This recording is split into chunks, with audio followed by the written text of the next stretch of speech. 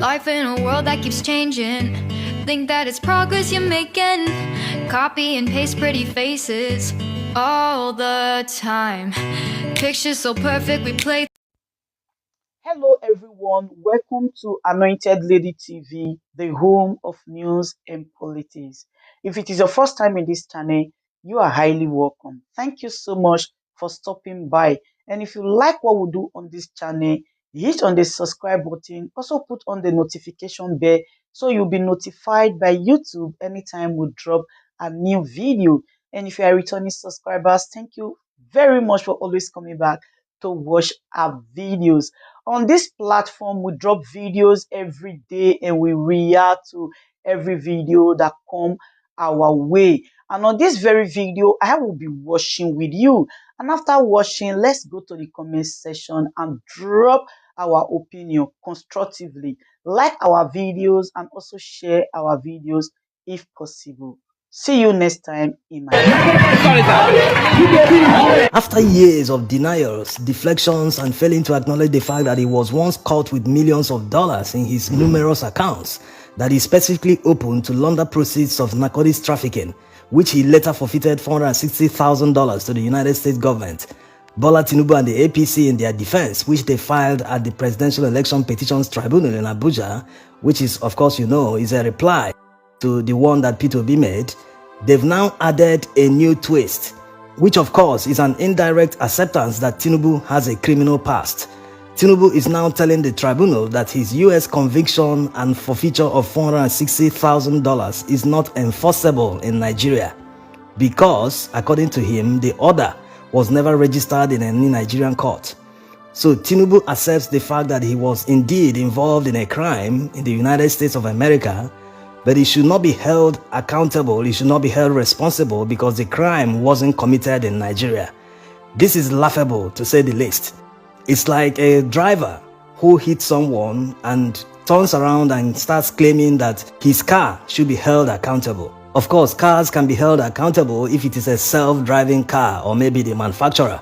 But if a human being is behind the steering wheel of a car and it's involved in an accident, that human must be held accountable. He must be held responsible for the accident. That's how it works. The human is there to determine when to apply his brakes to stop in the case of an obstacle.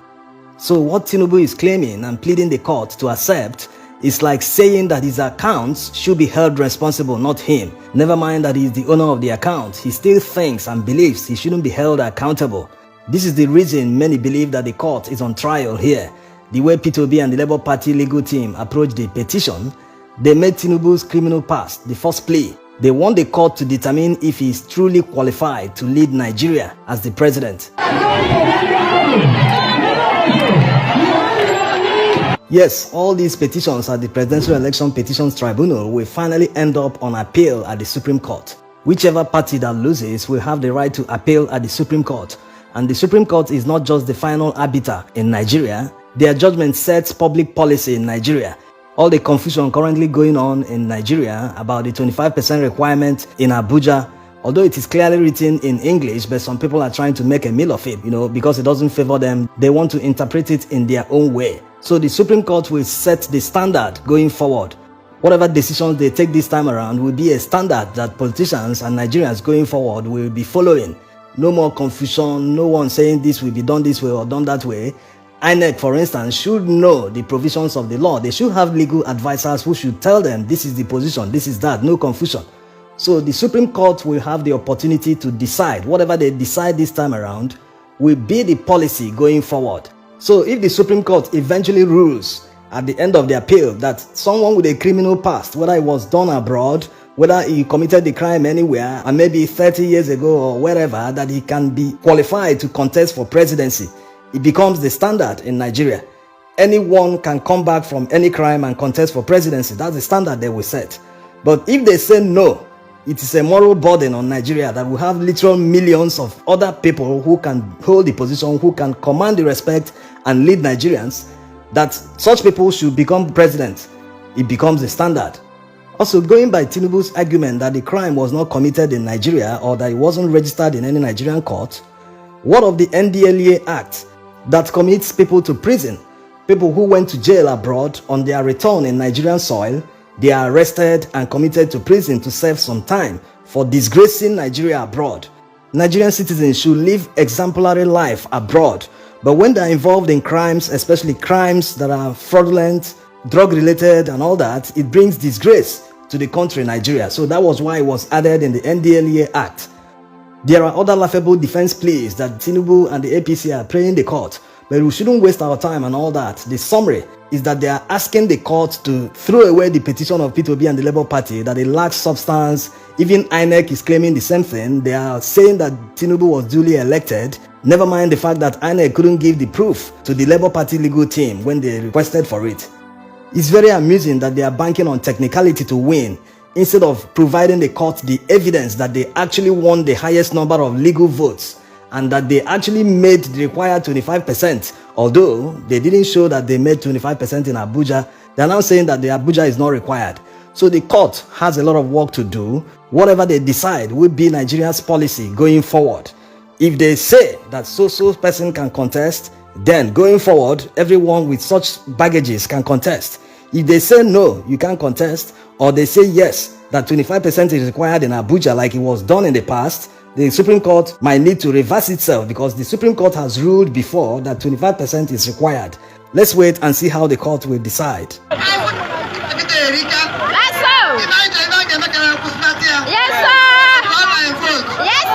Seriously, Nigerian politicians have no shame. What kind of chronism will make politicians prefer a man who has many baggages and forfeited thousands of dollars being process of narcotics trafficking to a man who his only crime is that he had the audacity to contest the presidency out of the two major parties? If things are working perfectly in Nigeria, people like Tinubu won't run for office, because he will be more concerned about the attention his conviction and forfeiture will bring to him than whatever he stands to gain. But look at his audacity. Why will the worst of us be presiding over the affairs of Nigeria when we have literal sense and intelligent individuals who can run the country better? There are many more thousands of P2B in Nigeria, and yes, P2B is literally a saint as far as politicians are concerned, not just in Nigeria but in the world. Even in Europe and America, there are many politicians with baggages and scandals. He has no single scandal, no baggages, and most importantly, he is competent. He actually knows what governance is all about. Unlike many politicians today, someone like Buhari that doesn't have any solution to many problems in Nigeria. Look at what is happening in Benue and the Northwest. Are they not humans that need protection? No solution to the insecurity there since how many years and counting? This was Buhari's main promise in 2015, but 8 years later, we haven't made progress. If you can't solve it the first time and the second time, for the upteenth time, it clearly shows that you can't do the job. No company, bank or organization will tolerate a manager or CEO who have failed in his duties and possibly brought the organization below what it was before he took over. If an ordinary company can't tolerate it, why do Nigerians tolerate it?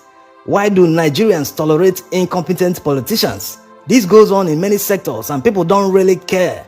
Even people directly affected by the incompetence of the government in managing their affairs, they don't care, because if they actually did, the kind of results we saw during the presidential election from places worst affected by insecurity wouldn't have been so.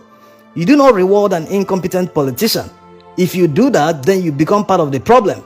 No excuse should be tolerated when a problem with no solutions persists in our society. If we tolerate excuses from those in power, that means we might not be able to solve some problems in a century or even 500 years.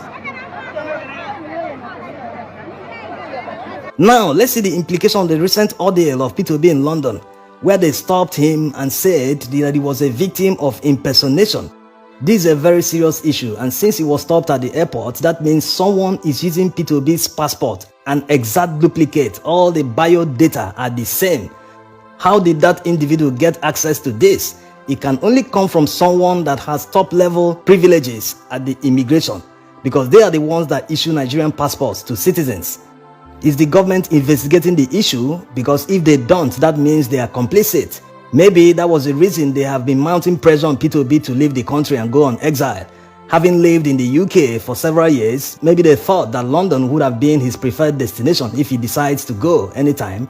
Also, P2B might have gotten a tip from someone inside who urged him to go quickly to London in order to avert whatever crime the person wants to commit, the person that is using his biodata and impersonating him. In all this, the government might be complicit, or if they are not, they should launch an investigation if one hasn't been launched already, so as to clear all doubt. The essence of the secure new Nigerian passport is to prevent impersonation like this. They shouldn't be playing politics with everything. If they are trying to send a message to the world that two persons in Nigeria can share the same passport, they can have the same biodata, then no problems. But if they want to prove to the world, yes, we are a law-abiding country where things must be done right, they should launch an investigation already. Remember that this is the reason Trump blocked Nigerians from coming to the United States when he was in power. Is the Nigerian government trying to prove Trump right? Thanks for watching.